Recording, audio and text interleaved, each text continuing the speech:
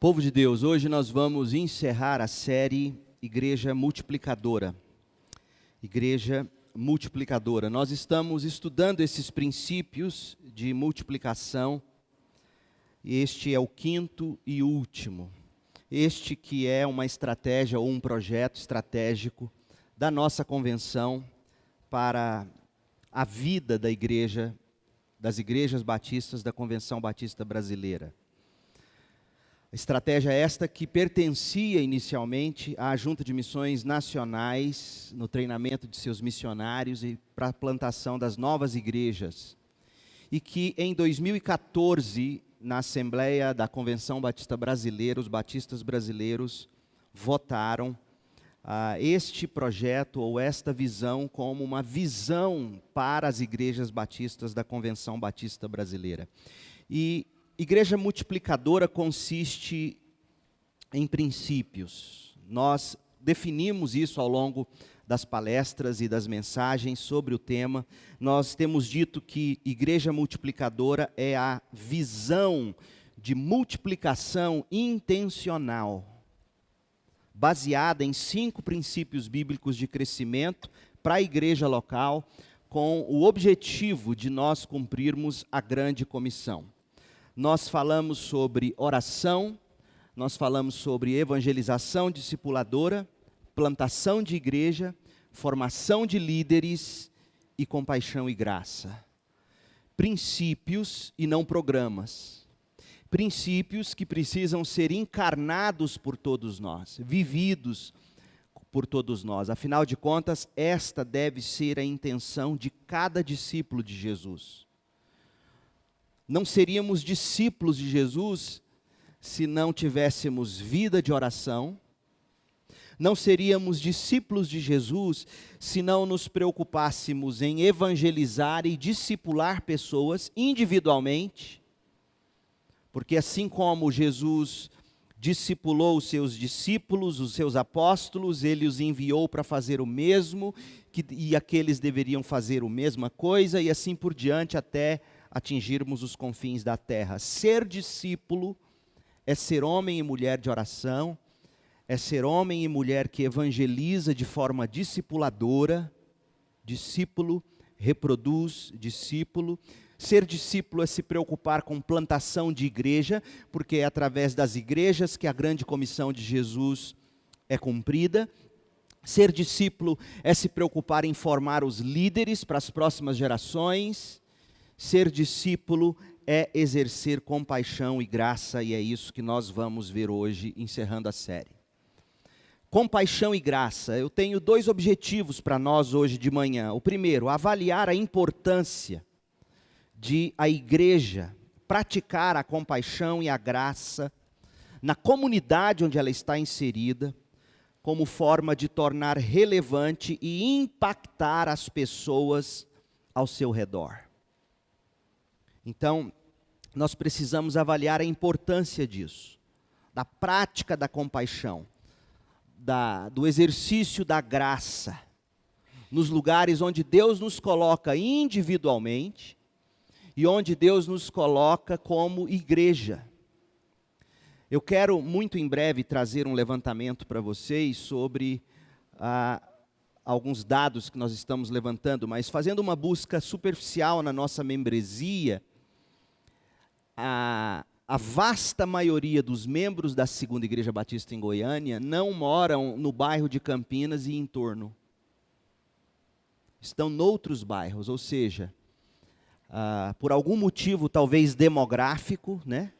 A maioria das pessoas são de outros bairros. Isso posto para dizer o seguinte: a nossa comunidade não é só o bairro de Campinas. A nossa comunidade é Goiânia. A nossa comunidade é a nossa cidade. A partir de onde estamos, florescendo para abençoar Judeia, Samaria e os confins da terra.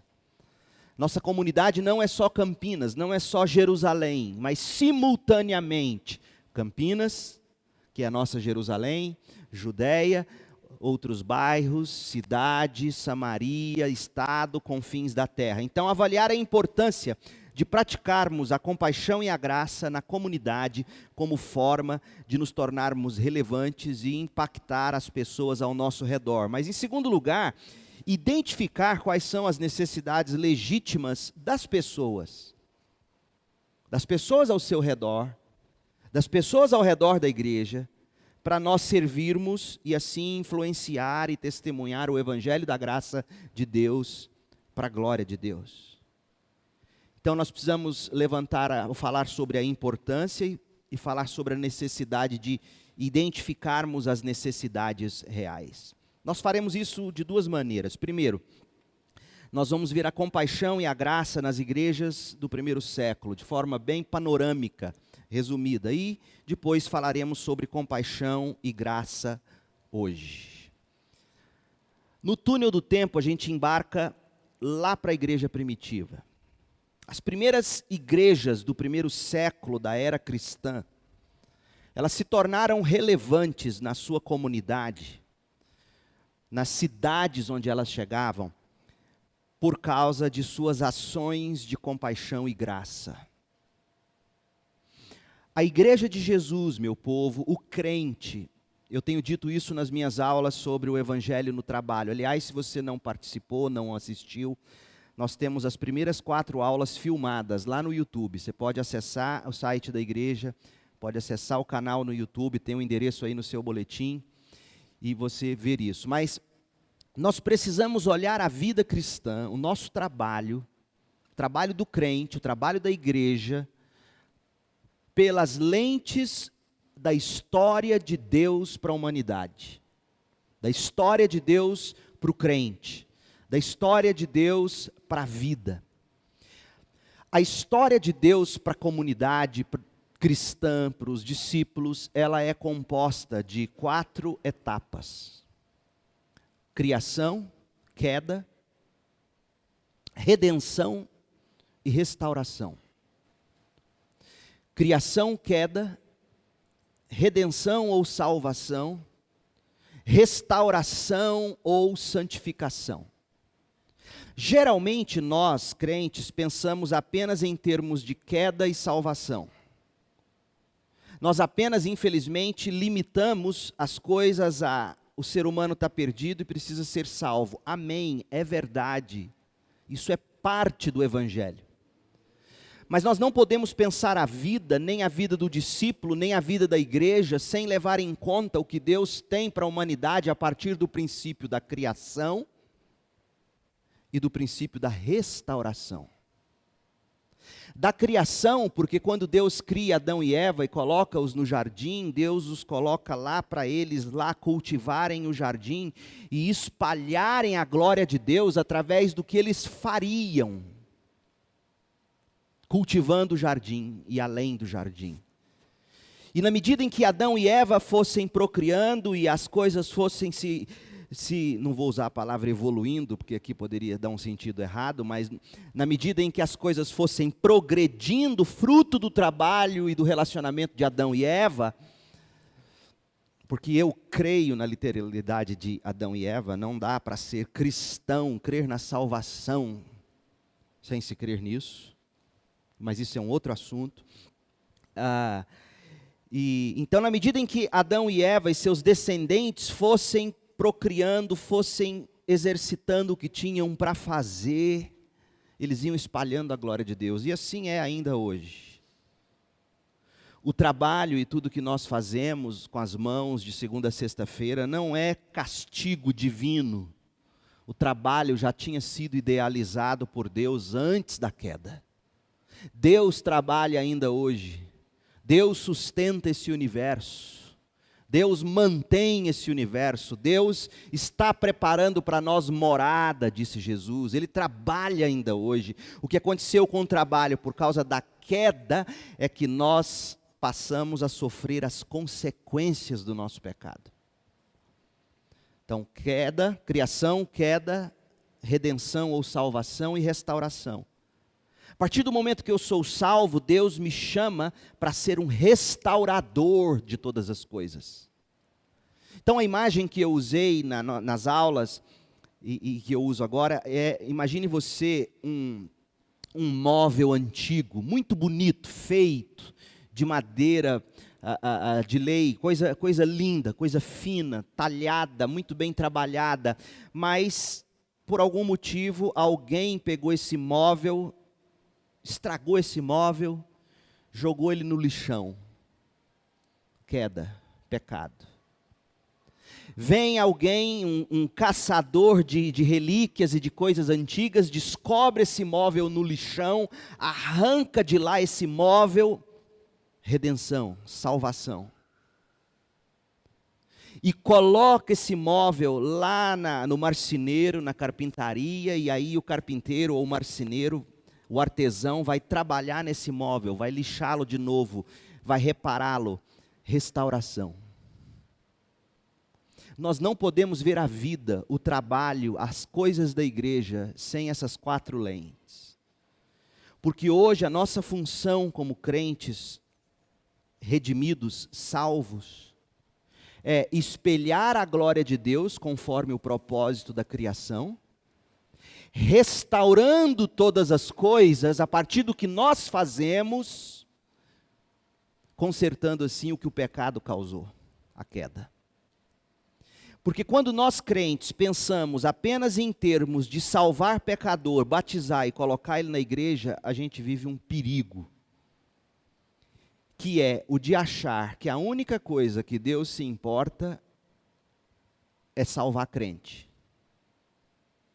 E a visão de Deus vai muito além. Salvação é essencial, é fundamental, é o princípio de todas as coisas. Sem salvação, o resto não acontecerá. E nós jamais devemos nos esquecer do Evangelho para a salvação. Mas uma vez salvos, Deus nos coloca nesse mundo para a gente restaurar o móvel velho e quebrado. O que você faz com as suas mãos de segunda a sexta, o trabalho para o crente é essa obra de restauração. E as igrejas do primeiro século da era cristã, elas se tornaram relevantes na comunidade porque elas entendiam isso. E de que forma eles faziam isso? Você lê, por exemplo, Atos 2, 42 a 47, e você descobre que eles viviam juntos, compartilhavam o que tinham em comum, viviam juntos no templo, nas casas, diariamente. E o fato como eles cuidavam uns dos outros, o fato de eles terem todas as coisas em comum, quando um tinha necessidade, o outro ia lá e ajudava. Isso era um serviço de todos, não só do pastor, não só do diácono, mas da igreja como um todo. Eles cuidavam uns dos outros de tal forma que a comunidade ao redor daquela igreja ou dos primeiros cristãos ia tendo simpatia. E a igreja então ia caindo e desfrutando da simpatia do povo, Atos 2:47. E por causa desse mover dessa igreja, que era uma igreja de oração, era uma igreja de evangelização discipuladora, era uma igreja de plantação de outras igrejas, era uma igreja que formava liderança, era uma igreja que exercia compaixão e graça, todos esses elementos vividos na engrenagem da igreja, fazia a igreja cair na graça do povo, e dia a dia o Senhor ia sendo salvo. Então, se nós, segundo igreja, queremos saber qual é o segredo para vermos o nosso florescer, a gente tem que lembrar desses princípios. Porque ninguém cresce sem saúde. Sem saúde, nós decrescemos e morremos. E saúde na vida de um crente, saúde na vida de uma igreja, significa oração, evangelização discipuladora, plantação de igrejas, formação de líderes, e cuidado com compaixão e graça. É isso que nós precisamos ter. Jesus, em João 13, 34 a 35, ele disse assim: amem uns aos outros, assim como eu os amei, vocês devem amar uns aos outros. Seu amor uns pelos outros provará ao mundo que vocês são meus discípulos. Que coisa linda, gente. Jesus está dizendo que o que prova para o mundo que nós somos discípulos não é tanto a defesa da verdade, quanto a vivência da verdade em amor. A igreja tem sim que defender a verdade, mas ela tem que também exercer graça. É graça e verdade. É compaixão e graça e verdade. Porque quando o mundo olhar e ver a forma como nós cuidamos uns dos outros em amor, isso tem que causar neles admiração. Olha o que acontecia com a igreja como resultado, a forma como eles se amavam. Abra sua Bíblia em Atos 4, 32 e veja comigo. Atos 4, 32 a 37. A forma como eles se amavam. Todos os que creram estavam unidos em coração e mente. Em coração e mente, ou seja, afeto e verdade. Graça e verdade. Coração, afeto, graça, compaixão e mente, verdade. É isso que une um povo numa igreja, não se iluda. O que nos torna um é coração e mente. Sem doutrina, sem verdade e só coração e mente não une um povo. E só verdade sem coração também não une. Há de se ter compaixão e graça fundamentados na verdade. É o que diz o texto que eles tinham. E não se consideravam donos de seus próprios bens, o que eles tinham eles não consideravam deles, de modo que compartilhavam tudo que tinham não no sentido de vender tudo e colocar tudo no banco do Estado e dizer agora o Estado ou a igreja vai gerir. Não.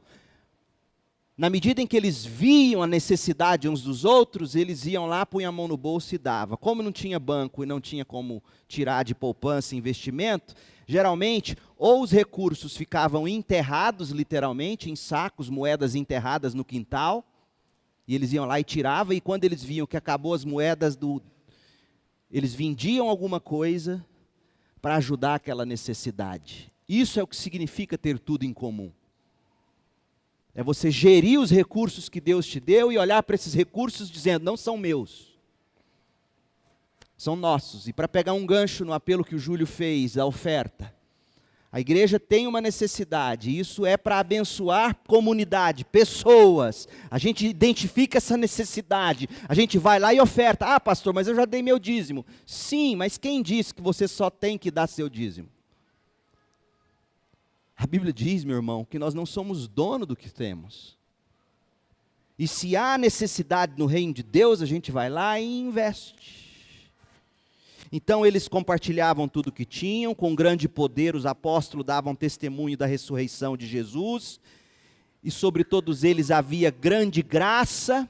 Veja que eles pregavam o Evangelho, eles falavam do Evangelho da graça, salvação somente em Cristo, pela cruz de Cristo, eles não negociavam isso, mas entre eles havia necessitados, não havia necessitados, porque possuíam, pois quem possuía terras ou casas, vendia o que era seu, levava o dinheiro aos apóstolos para que dessem aos que precisavam de ajuda, e aí é nesse contexto que surge José ou Barnabé, filho do encorajamento. Ele vendeu um campo que possuía e entregou o dinheiro aos apóstolos para sanar a necessidade. Era assim que eles se amavam. É assim que se espera de nós. Outra coisa, a sociedade era atraída pelo amor deles. Eu não vou ler para você, mas você pode ler depois, Atos 5, de 12 a 16, por exemplo, dentre tantos outros textos, onde a gente descobre que a multidão, quando percebia que a igreja tinha solução para as necessidades espirituais, físicas, e uma multidão foi atrás porque pessoas estavam sendo curadas. E é verdade, gente, que muitas vezes, quando nós fizermos o bem, quando nós dermos aos outros, muitos vão começar a nos procurar por interesse. É verdade, já era assim nos dias de Jesus, mas nem por isso Jesus deixou de fazer milagre e deixou de ajudar. As multidões, vários, a maioria talvez, chegou um momento em que Jesus ficou só com os 12, está lá em João 6, e virou para eles e disse, você também não quer ir não?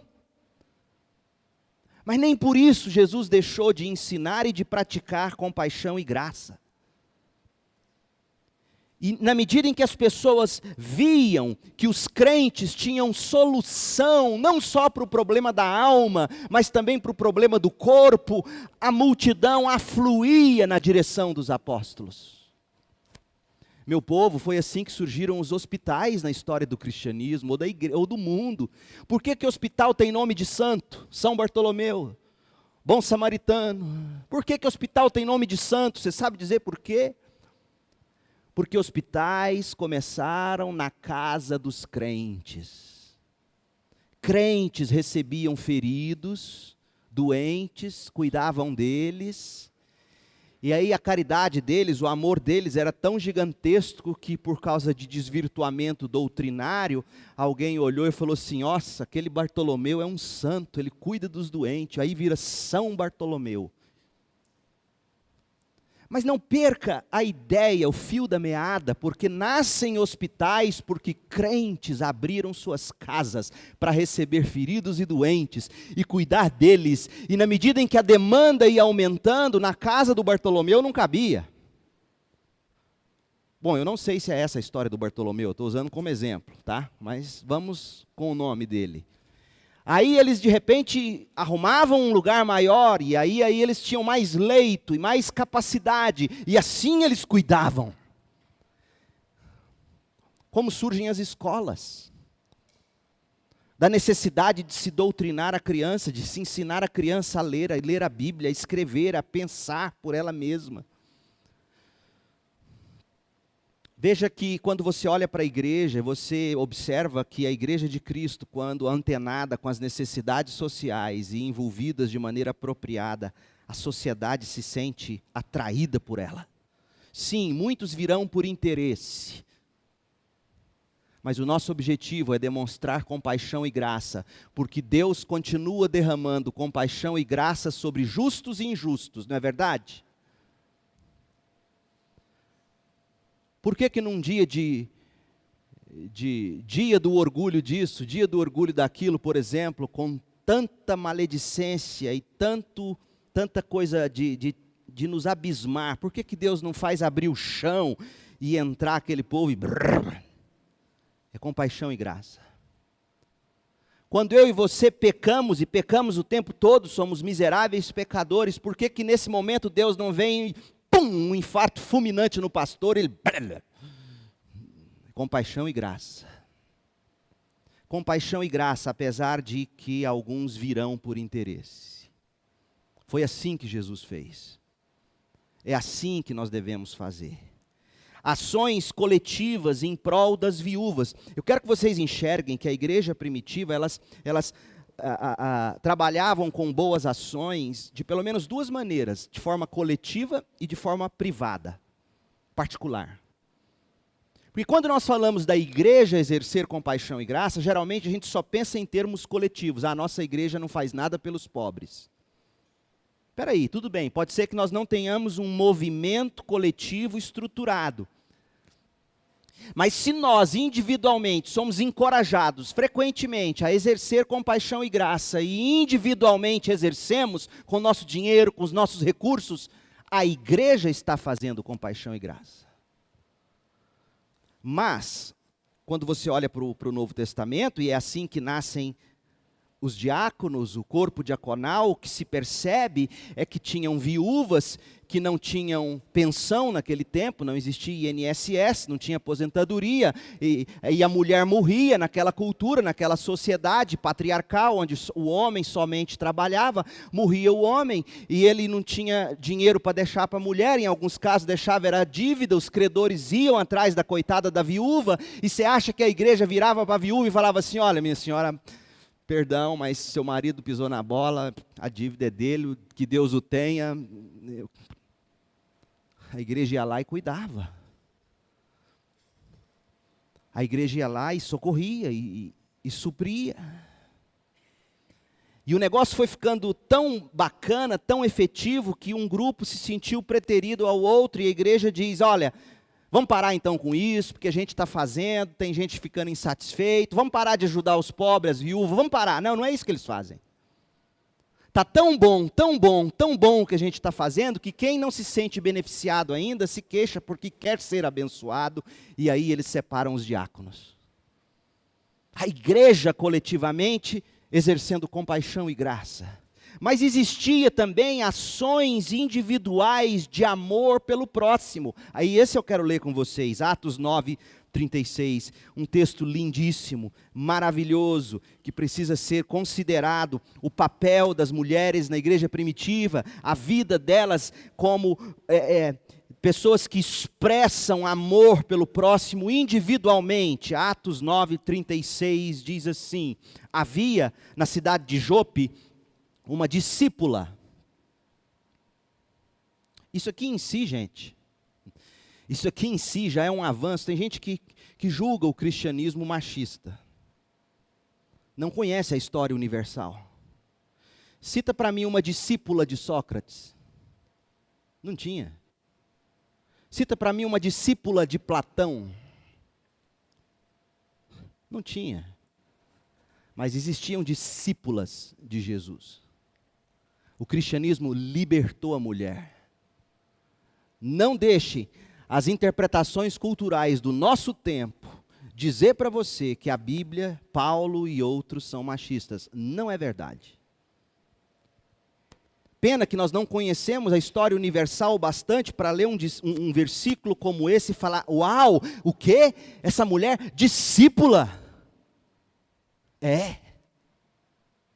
Jesus redimiu e veio para homens e mulheres, escravos e livres. Nesse sentido não há barreiras. Todos são iguais diante de Jesus, com funções diferentes. Assim como existem funções diferentes para Deus Pai, Deus Filho e Deus Espírito Santo, não é verdade? Deus Pai amou, Deus Filho morreu por graça, Deus Espírito aplica a salvação. Existem funções diferentes na Trindade, mas na Trindade, Deus Pai, Deus Filho, Deus Espírito é Deus do mesmo jeito, com a mesma essência. Não deixa a cultura dizer para você que diferença de função é machismo. Na igreja e na família, eu estou dizendo. Na igreja e na família. Na igreja e na família. Não é. É a ordem estabelecida por Deus com um propósito. Compaixão e graça, diz o texto que essa discípula, verso 36, chamada Tabita, que em grego quer dizer Dorcas, sempre fazia o bem às pessoas e ajudava os pobres. Ela fazia. Em Atos 6, a igreja, os diáconos, os apóstolos. Aqui em Atos 9, Dorcas, ela, sozinha.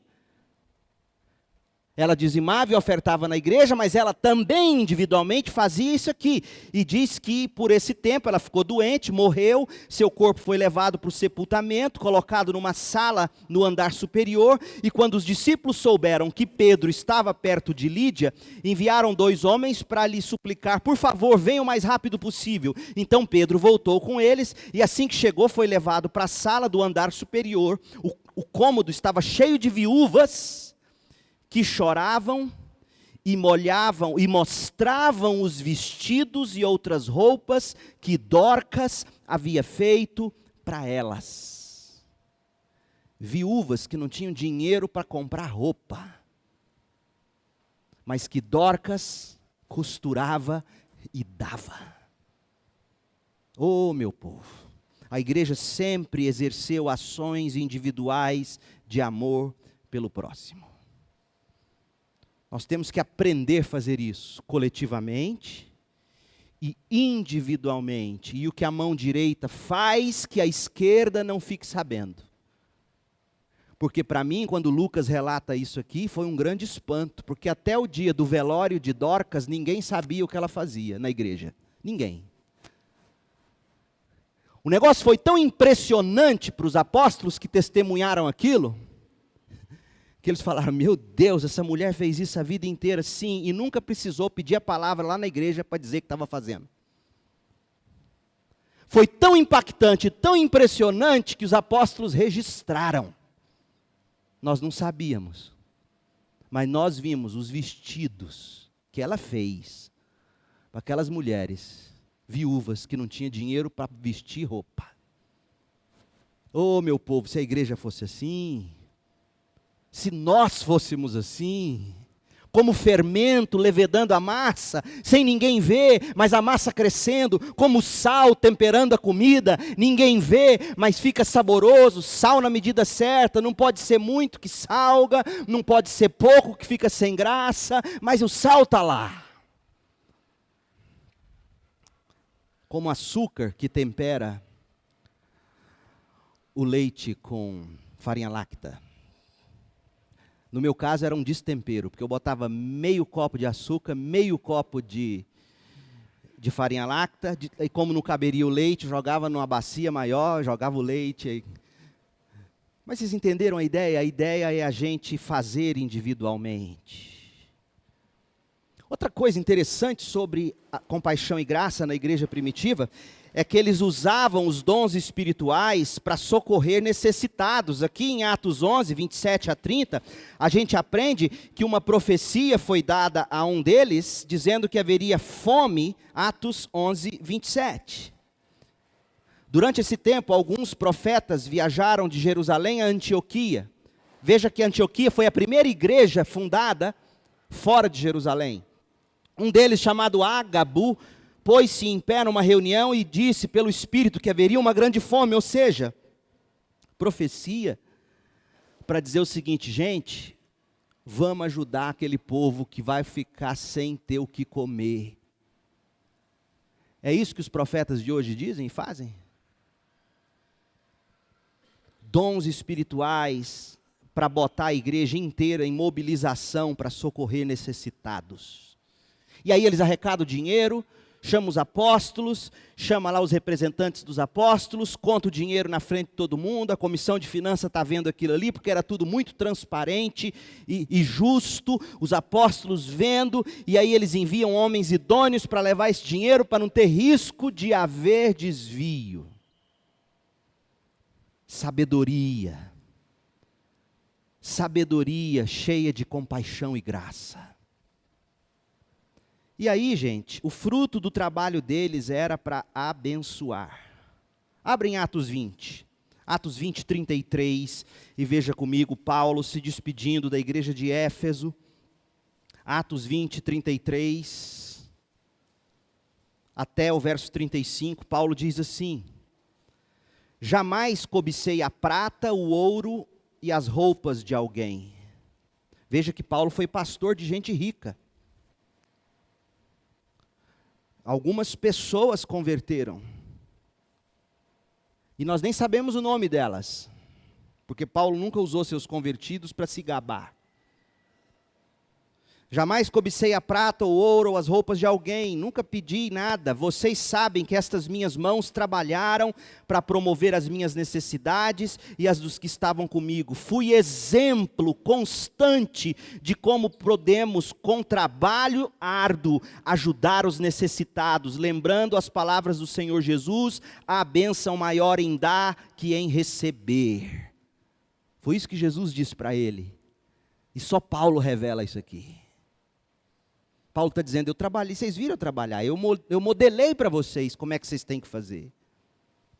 E aí diz o verso 36, que quando Paulo terminou de falar, ajoelhou-se, orou com eles, todos choraram muito, enquanto se despediam dele com abraços e beijos. O que mais os entristecia foi Paulo ter dito que nunca mais os veria. Então eles o acompanharam até o navio. Eles iam sentir saudades da presença de Paulo. Oh, meu povo, isso era tão sério para Paulo. Abra sua Bíblia em Efésios e veja o que Paulo fala sobre dinheiro, sobre o nosso ordenado, folha de pagamento, sobre o nosso salário, o que a gente tem que fazer com ele. Paulo diz em Efésios 4, 28, olha só o que ele diz: quem é ladrão, pare de roubar. Oh, Congresso Nacional, preciso ouvir esse sermão. Alguns de nós aqui embaixo também. Quem é ladrão, pare de roubar. Em vez disso, use as mãos para trabalhar com empenho e honestidade. E assim, ajudar generosamente os necessitados. Paulo está falando aqui para gente assalariada. Paulo está falando para gente que não tinha nada, porque foi ladrão a vida inteira, parou de roubar, e o que vem com muita facilidade, roubo, vai embora. Minha bisavó Belmira contava uma história que eu nunca esqueci. Lá de Caldas Novas, ela tinha um casarão que eu lembro, com assoalho de madeira. Eu era menino, entrava naquele casarão, tinha medo de assombração. Quantas vezes eu escutava assombração andando debaixo daquele assoalho de madeira. E um dia ela contou uma história para o meu avô que eu nunca me esqueci. Do camarada que vendia leite, ou distribuía o leite do fazendeiro para quem ele trabalhava. História, lógico, não é verídica. Mas disse que ele pegava os latão de leite, roubou um latão de leite e tirava um pouco de leite de cada latão do fazendeiro e enchia o dele. A falta do leite que ele roubava em cada latão, ele completava com água. E de um latão roubado, 2, 3, de repente o negócio dele era maior que o do dono. Aí ele comprou a carroça dele, o cavalo dele. E foi atravessar o rio no primeiro dia, para fazer a entrega da sua produção. Quando ele está atravessando o córgo, como diz, vem a enchente.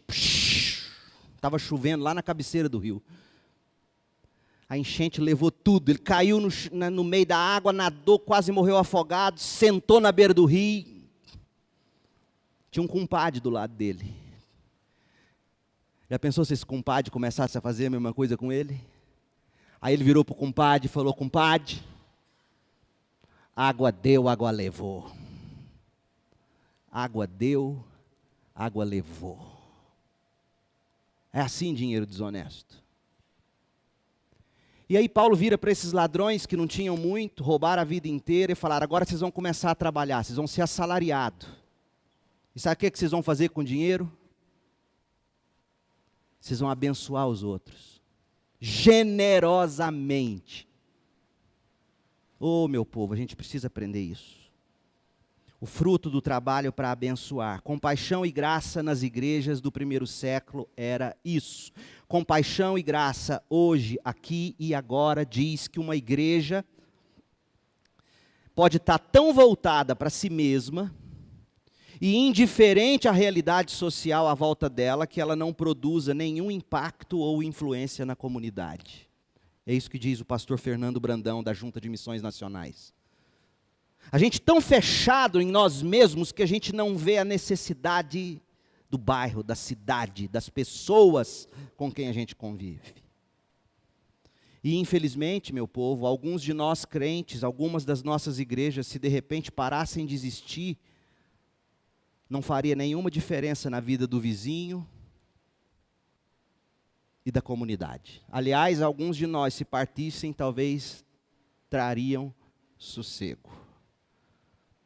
É muito triste isso. Mas crente tem que ser conhecido por sua compaixão e graça. Porque relevância na comunidade é a sensibilidade às necessidades de uma comunidade e o serviço gracioso da igreja para lhes mostrar, para lhes atender de modo que a igreja se torne relevante, resultando na multiplicação de discípulos para a glória de Deus. Gente, eu vou parar aqui. Eu tinha 36 slides, só passei 18. Nós vamos continuar na próxima ocasião. O que fica para nós, o que eu queria que nós levássemos daqui hoje, é esse desafio de ser homem e mulher como Dorcas, de ser igreja como aquela igreja de Atos 6, que quando viu a necessidade, viu as reclamações, encontrou meios de abençoar mais gente ainda. Que nós sejamos pessoas que continuemos fazendo bem com graça e compaixão, mesmo que haja entre nós ou que nos procure pessoas de má fé, interessadas apenas no que nós temos para dar. Porque Jesus continua dando em graça sobre graça na vida de todos. Vai chegar o dia em que isso vai ser cortado. Mas até lá, Ele E nós devemos continuar exercendo compaixão e graça coletivamente e individualmente.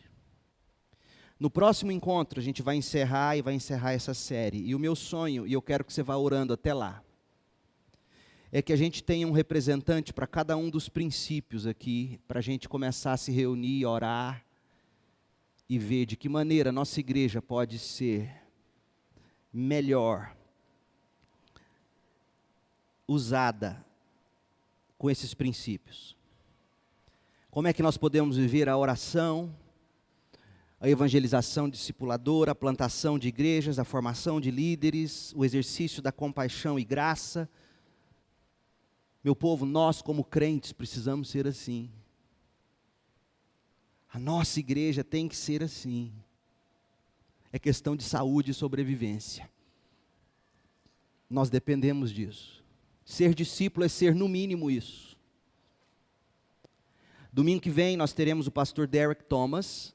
Não haverá esta pregação, eu estarei aqui, mas nós ouviremos ele. No outro domingo, Deus permitindo, a gente conclui compaixão e graça. E ore até lá, pense, porque eu quero fazer um apelo e um desafio naquele domingo, se Deus permitir. Onde homens e mulheres se levantem. Nós temos aqui 5 grupos diferentes, grupos que vão pensar a vida de oração da igreja, a evangelização discipuladora da igreja, a plantação de novas igrejas, formação de líderes, compaixão e graça. Eu preciso de vocês, meu povo. Nós precisamos ser assim. Eu posso contar com você? Eu quero ouvir um amém. Eu posso contar com você? Amém. Vamos orar? Feche seus olhos. Deus, em nome de Jesus, desperta-nos, meu Pai, para tudo que ouvimos. Ó Deus, é impossível viver isso. A nossa natureza humana, pecadora, aborrece isso. Mas o que nós estamos pedindo aqui, Pai, é um milagre. Eu quero um milagre na minha vida, eu quero um milagre na minha vida, na vida desta igreja, na vida de cada um de nós, onde cada um, começando em mim, possamos ser mais homens e mulheres de oração, que evangelizam de forma discipuladora, que se preocupam em plantar igrejas, que forma líderes, que exerce compaixão e graça. Queremos ser essa igreja, ó Deus, faça um milagre em nós. Faça um milagre em nós. Como diz aquele cântico, Deus, entra assim no nosso coração, na nossa casa, muda a nossa estrutura. Faça de nós gente diferente. Para a glória do Senhor, para a alegria das nossas almas e para o bem da comunidade. Para o bem da cidade de Goiânia. Chega de um número tão expressivo de crentes vivendo de forma tão vergonhosa, sem compaixão e graça. É pelo amor que haverão de nos reconhecer como discípulos, é o que Jesus diz, Pai, e nós queremos isso, eu quero isso, Pai. É no nome de Jesus que oramos. Amém.